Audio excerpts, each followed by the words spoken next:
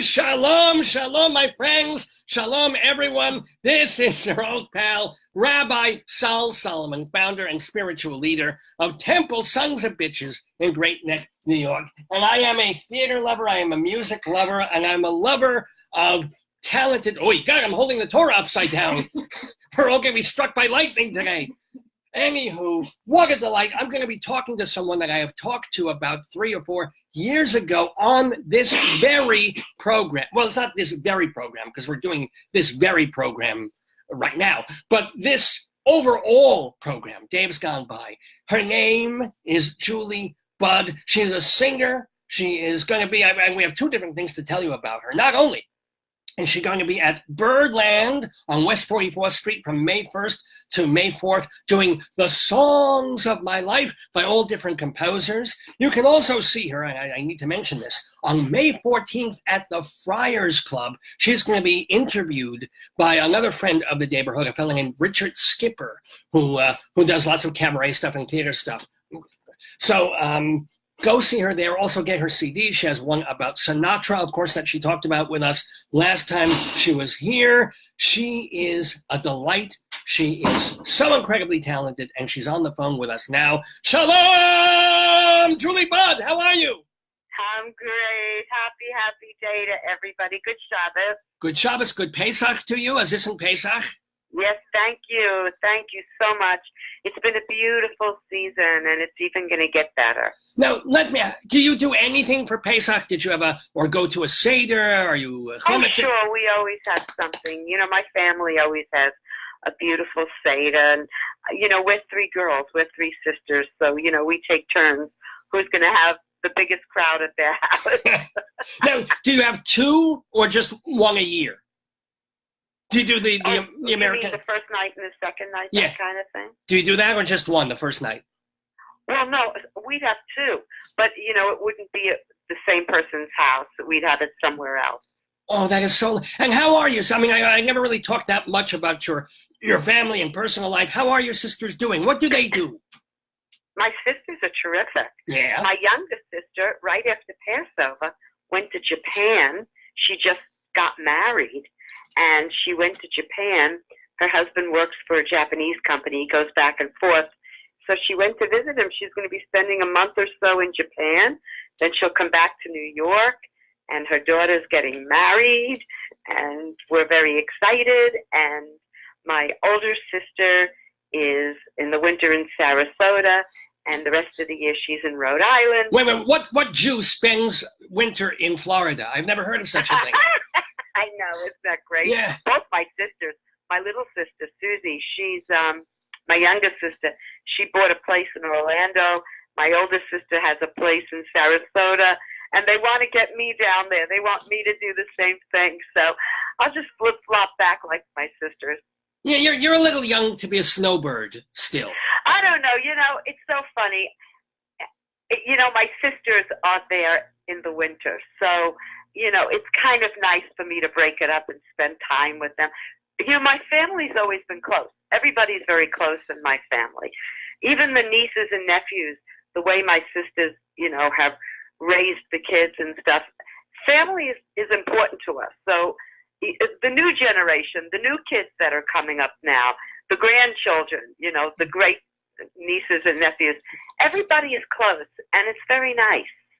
Now, if you don't mind my asking, you know, when you mentioned your family, the first thing people would think of is, what about, you never got married or had kids or any of that. Was that a conscious... No, I've been married. I've been married. Oh, yeah, I didn't remember.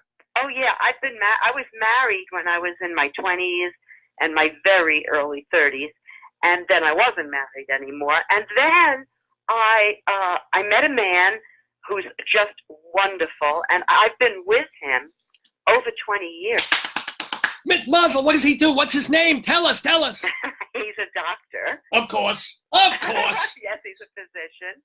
And he's also an associate medical director at a major hospital here in New York. Oh. And he's a very, very bright person, and he's a nephrologist. And he's a very, very different person than a show person, which I sort of like, because when I come home, I like to be just a regular old-fashioned girl. I like to leave the show business behind. I like to have a very simple, plain life, and when I'm not on stage, I like to just be myself.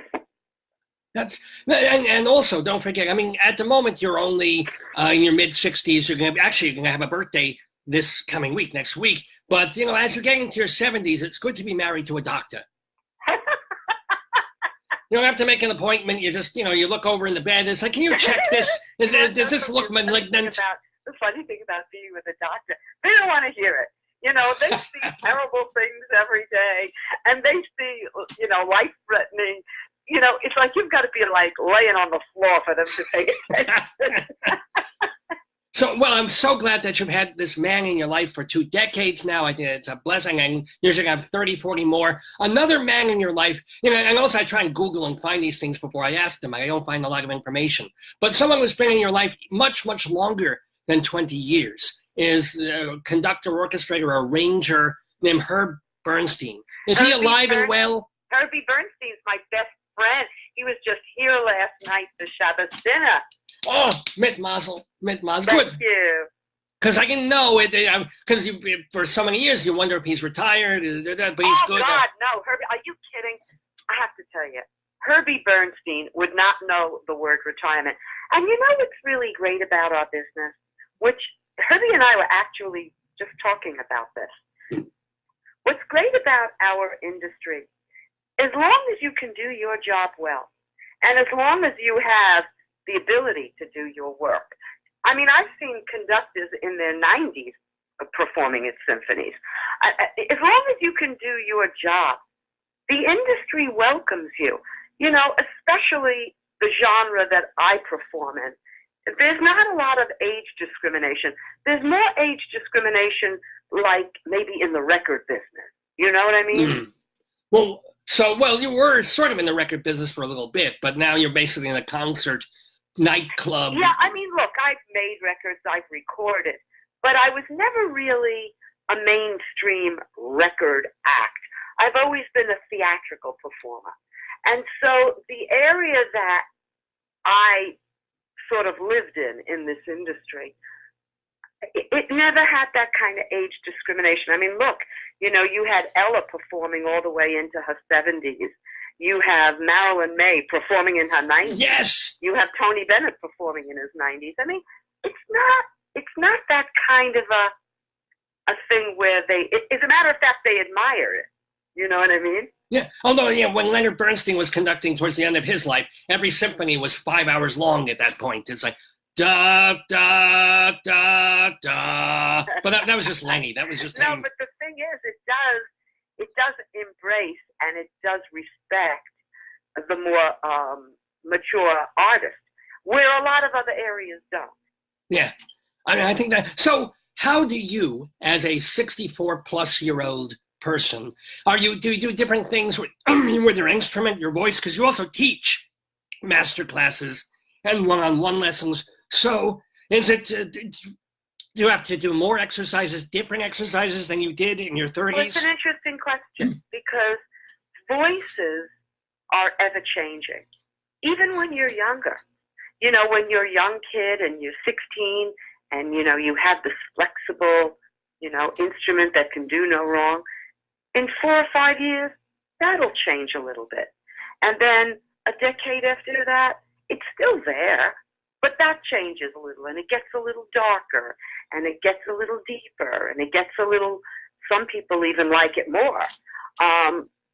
But whatever stage you're in vocally, it's really, really important, really, really, really important to remain the student, because the rigors of this industry can really take down a natural instrument. So it's not enough that you have a natural instrument and that it responds and it's always there, because now you're going to be in an arena where it asks a lot of you physically. And you're going to go on tour and you're going to do a lot of things, hopefully, because that means you're working and you're busy. Yeah.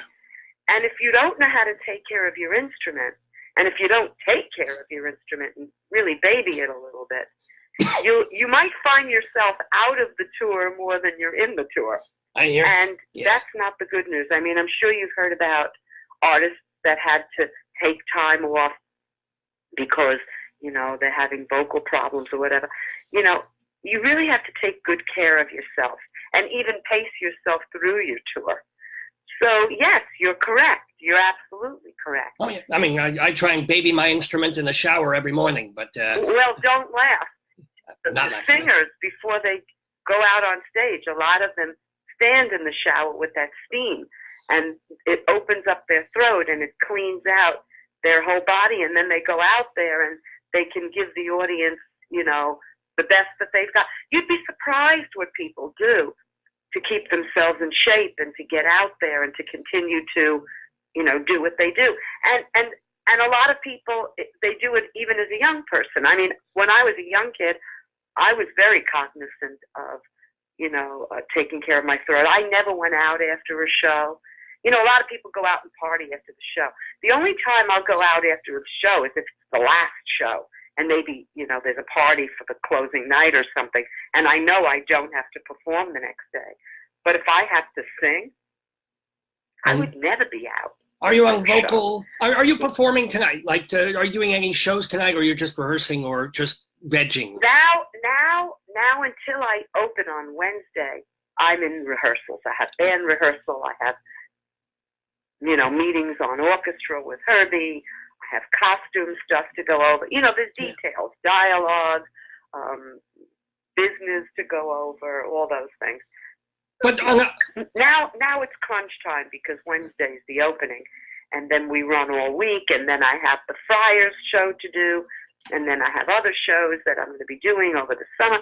So I mean, we have a lot of details to take care of, and each show is different. We're not taking one show from theater to theater, which sometimes we do, but in this case, we're taking different shows. Well, tell us about the show that's going to be at Birdland, The Songs of Your Life. That's an interesting show for me. I hope it will be for the audience as well. It's a new show for us. Yeah. And, you know, I'll tell you how it came about. Please. Years ago when I worked with Frank Sinatra, I noticed in his shows that he always thanked the people behind the scenes. I noticed he always thanked the orchestrators. He always paid tribute to the lyricists and the composers. He always thanked the tech people. And he was the first artist that I ever worked with. And I had worked with a lot of them, even by the time I was 16. But he was one of the first that I noticed who paid attention to the people that helped him put it all together, the people behind the scenes. And I thought about that, how menschy that was, you know. And I thought about when I was writing, and Herbie and I were putting this show together. And I thought, when you think about it, the people that I was so blessed to know, I was blessed to know Burt Bacharach and Hal David and Michel Legrand. I did a TV special with him. And it won an Emmy. It won an Emmy Award. And then I got to know people like Irving Caesar, who wrote until he was 102 years old, and Cy Coleman and Dorothy Fields and Anthony Newley and Marvin Hamlisch. All right, you know what? Stop right there. Stop right there, Julie Budd. You can't throw all these names at us and then not tell us little stories about some of these people. Well, in the show, I do. And Herbie said something very interesting last night when we were having dinner. And I think Herbie was right. He said, you know, a lot of people could do tribute shows, and they do. You know, there are Sondheim shows all over the place, and there are even Marvin shows all over the place. He said, but nobody could stand up there and say that they personally knew all these people. He said very few people, Julie, could do that. They could. It would be an impossibility to find people that could actually say, I knew every one of these people, and I knew them personally. But that's what I want to hear from, because it's like the producer of this program, Dave, he once saw, believe it or not, Mickey Rooney live at the Irish Repertory Theater off Broadway in New York. And Mickey was pretty old. at this point, and almost kind of out of it. He was reading everything off cue cards, but he was still Mickey frickin' Rooney, right? And I know we're reading all this horrible news about him now in the papers of what he was like with the casting couch, but at least he was. Wait a second. Did you say Mickey Rooney? Because I lost you for a second. Yeah, Mickey Rooney. I worked with him. I did some TV with him. Okay, so but here, I'll tell this, and then I want to hear about Mickey Rooney. But the point of seeing his show was that he said, "Oh, and then I worked with so and so, and then I knew so and so, and this was a friend, and we did this movie together." And it was okay because he knew these people, but he wouldn't really tell us anything about them or any personal anecdotes that you couldn't read on his basic Wikipedia page. Right. You've got to tell us, since you did know these people. Well, my show's a little bit different. Please, good. First of all, I talk about the fact that when I met a lot of these people, I was a kid, and I was plucked right out of Brooklyn. I had not done anything professionally. And there I was in the middle of this arena where I was working with seasoned professionals who, although loved me and I had great relationships with them, and although they acknowledged that I was a kid and they wanted to be nice to me, it was still, it was big business. We were in show business. We were opening at Caesar's Palace, or we were doing a major television special, and I was expected to stand up there and hold my own. Luckily for me, I had a lot of natural ability. I had Herbie on my side, guiding me. I worked along with very fine directors, but they showed great patience with me. They were wonderful to me. Good. And I talk a little bit about, the kind of person, that I thought that they were. But the fact that some of them, even Sinatra, people had warned me that Sinatra was going to be a very difficult person. I'll never forget when I first got that job, Dave, and I might have told you this before. When we were talking about the Sinatra CD. Tell us again. But I was warned that Sinatra was going to be a very difficult person, and that I should just keep my mouth shut, do the shows, go in the dressing room, have very little to do with him, and stay out of trouble. That was what everybody told me on the way to the engagement. And I was a kid. I was barely 16. I was like 15 and a half. I wasn't even 16 yet. And I was on my way to Las Vegas, to do all this work. And I get on stage, and it's opening day. And there's 45 pieces on the stage or more, who could remember. And a lot of these orchestrations I had been hearing that day for the first time. That day was opening day. And it was also band day the same day. So I was early in rehearsal hearing these orchestrations. Imagine, I'm 15 and a half, 16 years old. I'm hearing it for the first time. And I finish up. They tell me Sinatra's on his way to come to rehearsal. I didn't even know he was supposed to be coming that early. I finish up. I walk off into the wings, and my eyes were not adjusted to the lights yet because I had been on stage in a spot for 2 hours, rehearsing. Yeah. So I walk into the wings where it's dark, and I really couldn't see. My eyes needed to adjust. But I see and hear somebody calling my name, and I look up, and it's Sinatra. He's in the wings. And he opens his arms to me, and he gives me a big hug, and he goes, "Julie, welcome to the show. And if you need anything, come to me." It was a very welcoming gesture, and it was genuine. And it was one of the things that I learned about Sinatra. And this is why a lot of people who were phonies didn't like him, because he didn't pretend. If he liked you, he liked you. And if he didn't, he didn't. And it was just as simple as that. If he liked you, he'd give you the world. And I never gave him any reason to distrust my integrity about the work, and I never gave him any reason to doubt me as far as my being a professional, even though I was very young. And he knew that I was there to do the work. And I think, he started very young. His mother got him his first job in Jersey City with a local orchestra when he was about 14, 15 years old. So he was like my age when he started. I was 12 when I started.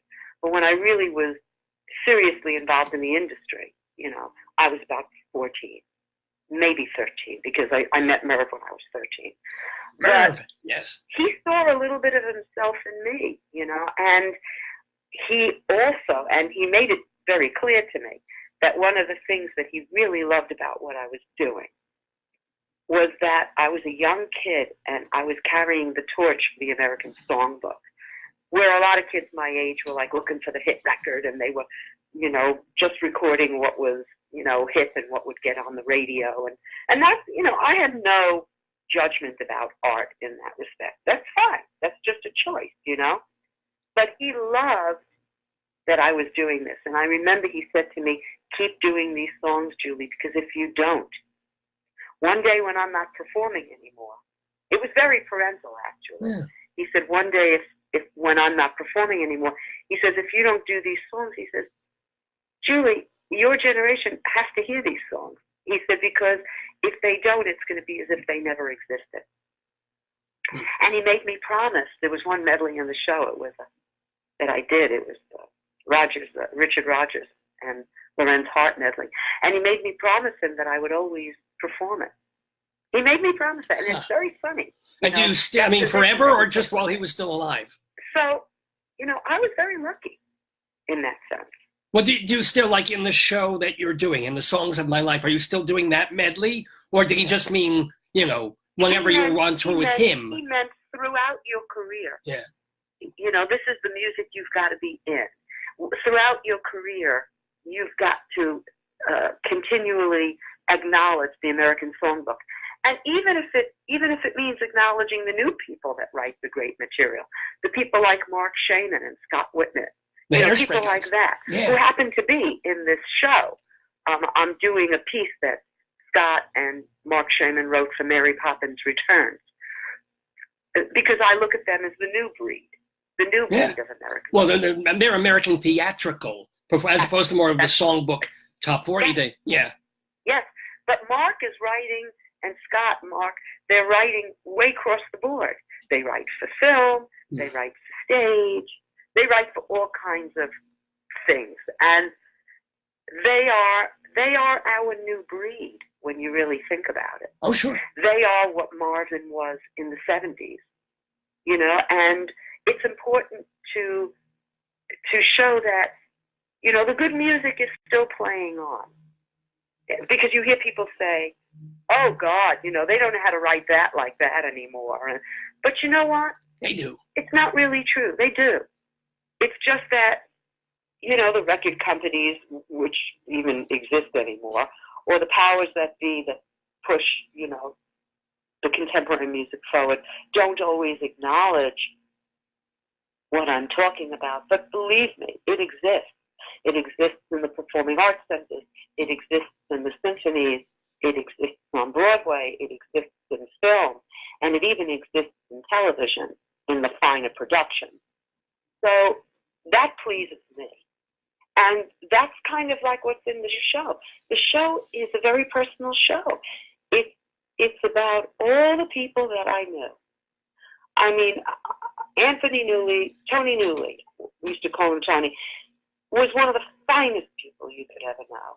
Marvin Hamlisch was eccentric and crazy and brilliant and warm. Well, what was an eccentricity that you saw, a lovable eccentricity of Marvin Hamlisch?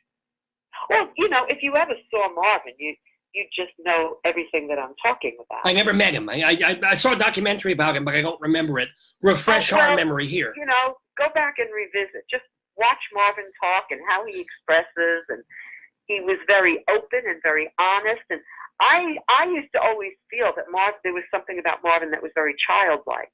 You know, Marvin didn't know how to lie. you ever put something in a child's mouth and he doesn't like it and he makes like a funny face? Yeah. There's a joke in there I'm not going to make, but okay. Yeah. You know, he was very, very honest about life. And if he loved it, it was the greatest thing in the world. And if he didn't like it, he was the kid who made the funny face. You know, but it showed up in his music, that kind of, authenticity showed up in his music.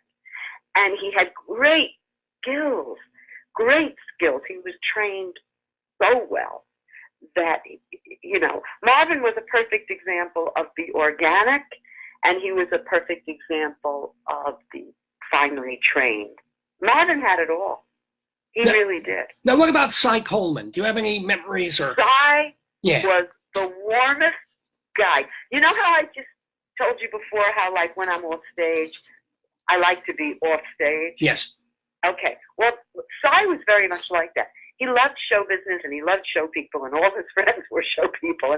But there was something about Cy that was just a plain nice Jewish boy.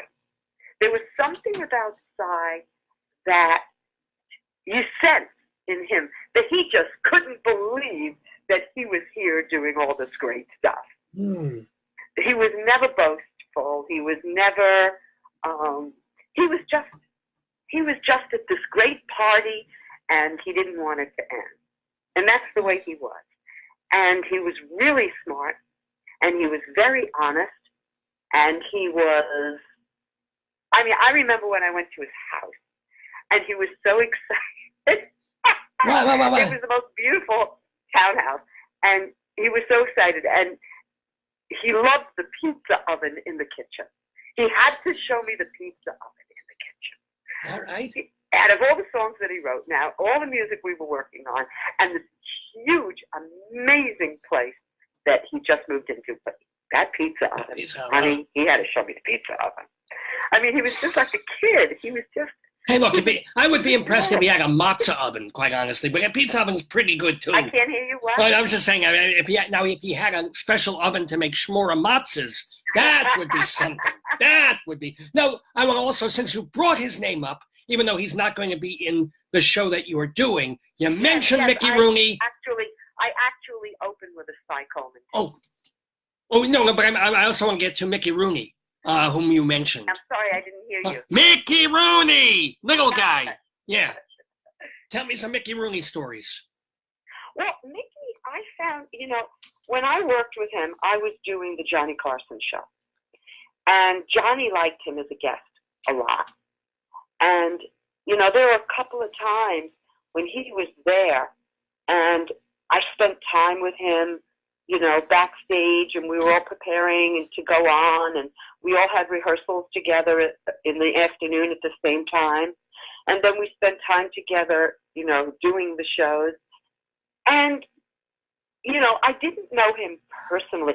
I had friends out in L.A., actually, that knew him personally and that liked him. But I just knew him as, someone that I did TV shows with.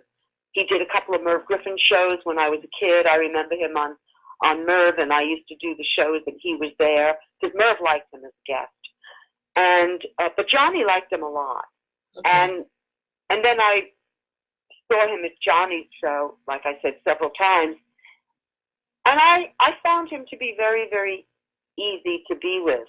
He was kind of a regular guy.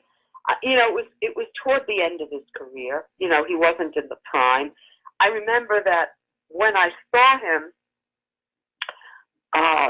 in between, what he was doing sort of midstream in his career, mid to end stream, he was out on the road, I think, with Ann Miller doing Sugar Babies. Right. Yeah. Yeah. And he loved working. Mickey loved to work. Yeah. And that made him happier than anything, was to be a busy artist. He liked to work. And if he was working, this was my sense of things, that if he was working, he was happy as a clam. He was just happy. But if he wasn't working, maybe he wasn't so happy. See, the thing that I really strive to do in my life is, whether I'm working or I'm not working, I try to come home and have a real life, so that, So that if you go a week or two without working, it's okay. Consistent and true in my life. Yeah. And listen, nobody works forever, and so and nothing sustains itself forever. Even if you do work forever, on some level, there's always a peak and a valley in people's careers.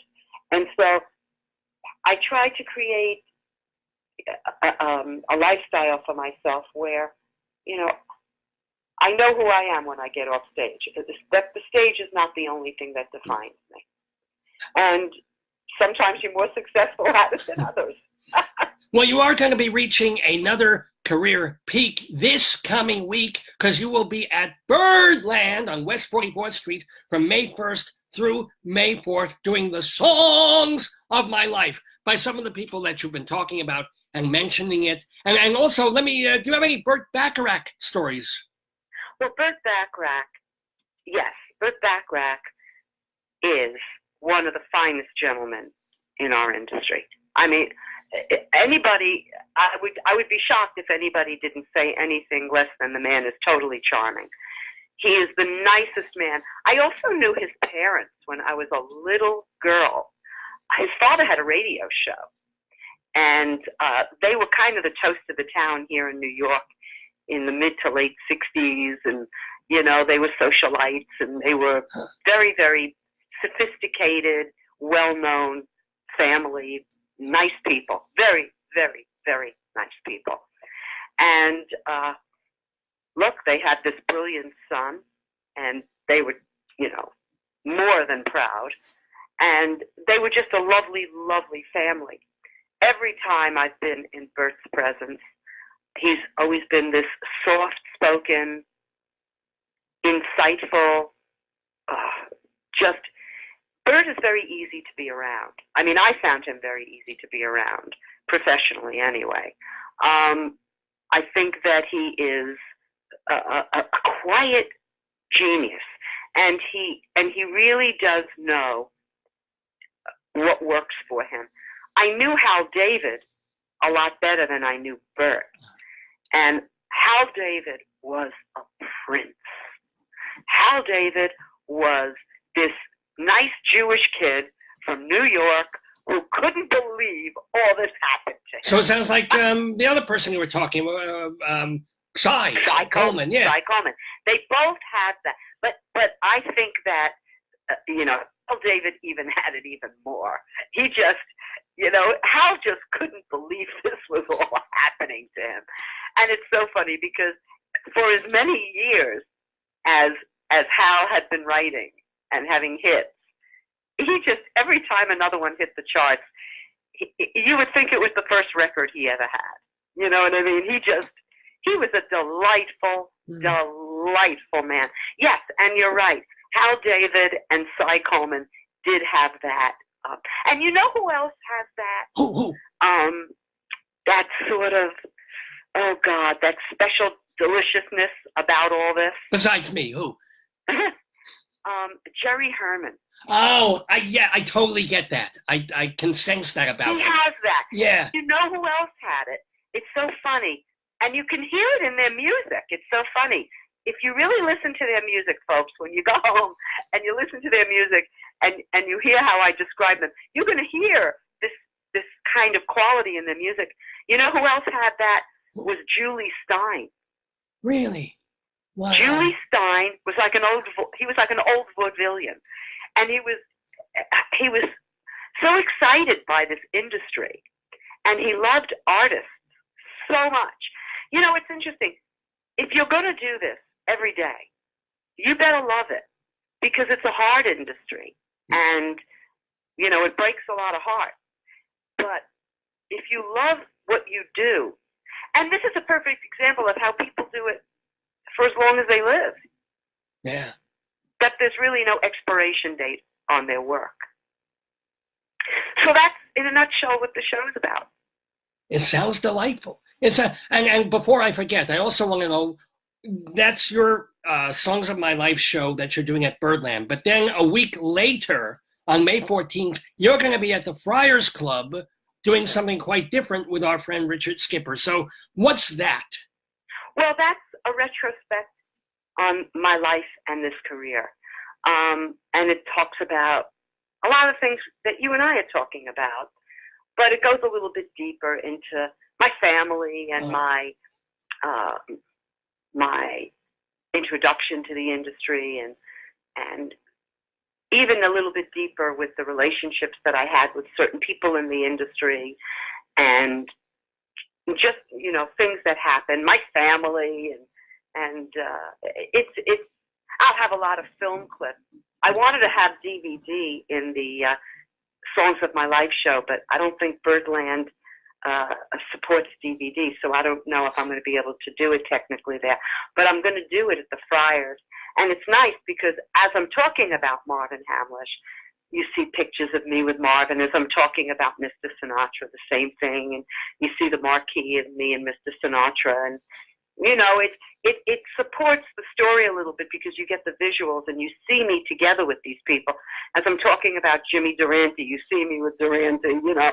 So it's kind of nice because as I'm having this conversation with everybody about how I got to where I was and where I'm going now, you sort of see the progression of a life.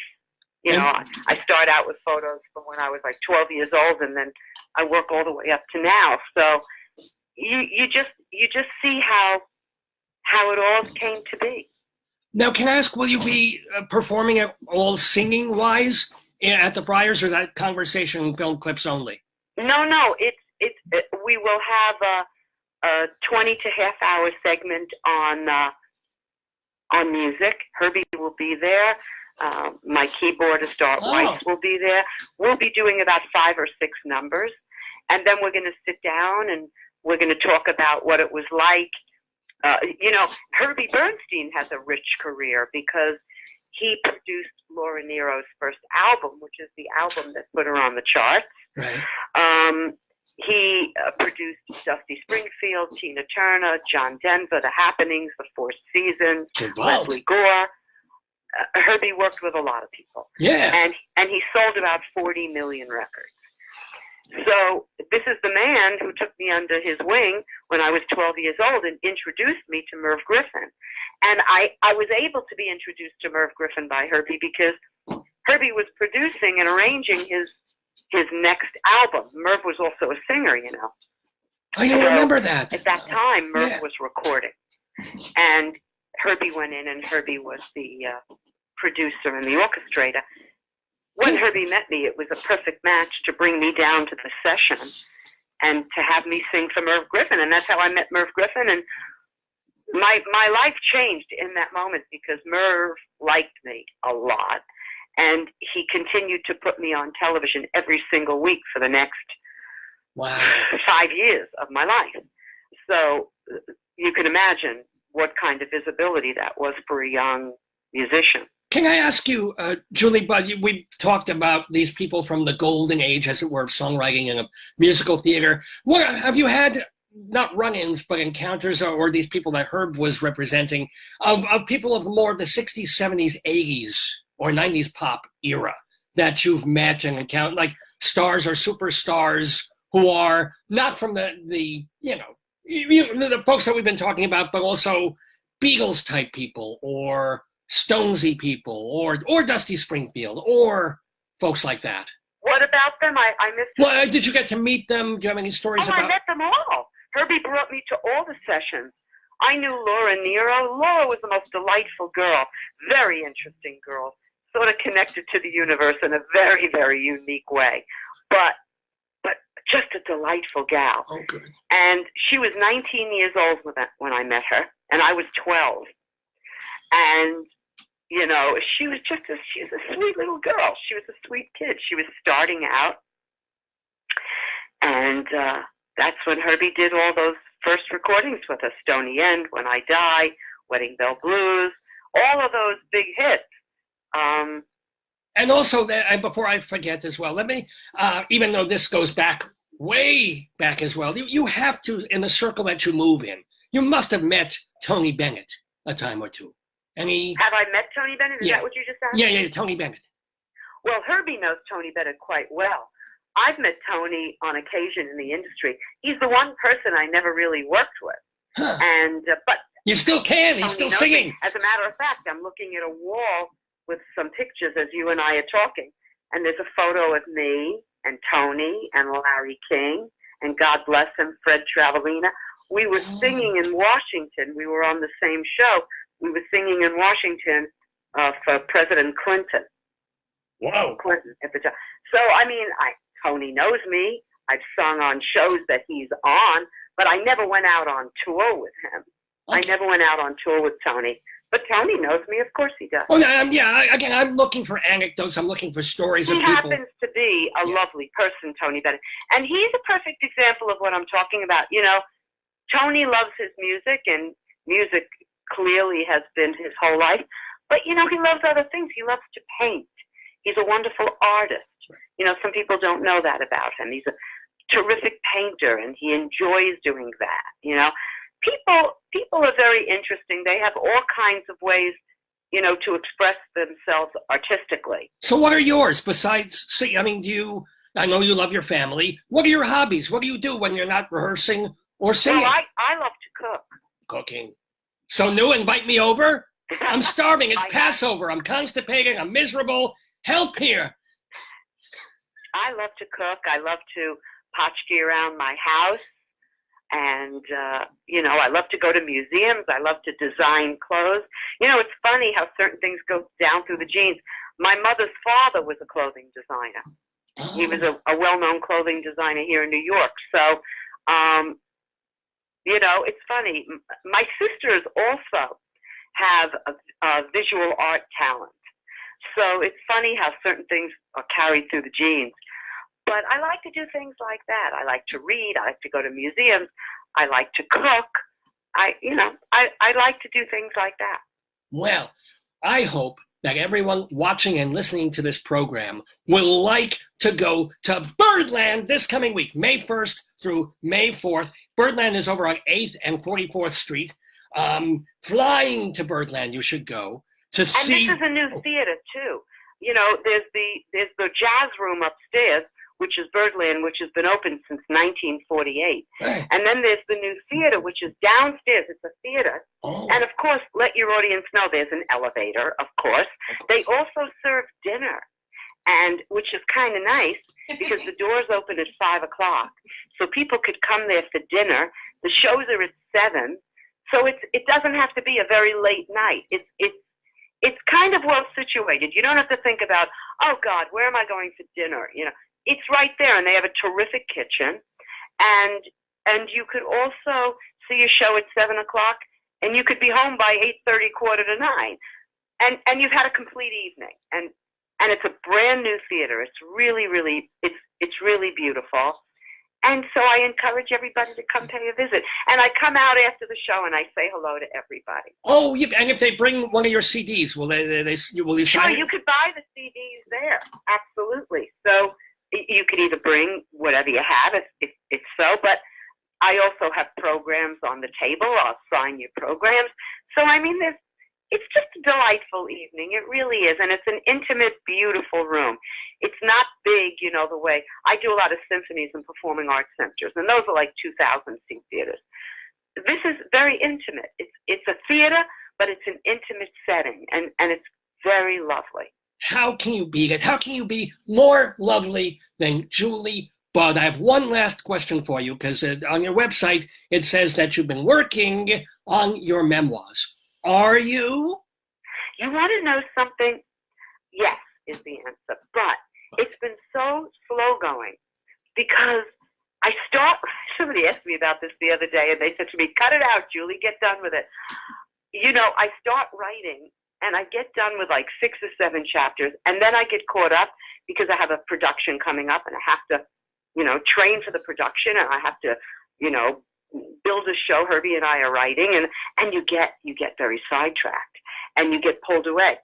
So I really have to take this summer, and I learned something about writing, that if you don't discipline yourself and say, okay, I'm getting up 7 o'clock in the morning whole summer and I'm going to do nothing but write. You have to discipline yourself to write, because it's the distractions that pull you away from the creative source of doing that, you know? And that's what's happened. So, yes, to answer your question, I have to get back to this and finish up the book. And yes, I have been focusing on it for the longest time, but I am going to finish it one of these days, yes. Well, we will be there to read it and to enjoy it, and of course to enjoy all your music. Julie BUDD, it remains for me to just say what a delight it has been to have you back in the neighborhood. I wish you a Zissen end of Pesach, a wonderful stint at Birdland, and also at the Friars Club on May 14th with Richard Skipper. Oh, thank you so much. And listen, you've been a great pal to me. Thank you for always allowing me to be part of your show and to spend time with you and your audience. You've been really, really nice, and I appreciate it. Oh, I'm glad. I got to let you go now before I start blushing. You don't want to see a rabbi blush. Shalom to you, Julie BUDD. Shalom. Be well. You too. Bye-bye now. Bye. Julie BUDD, ladies and gentlemen. Oh, what a delight. What's that, not a joy? What is she? Just not the sweetest, nicest, funnest thing you've ever heard?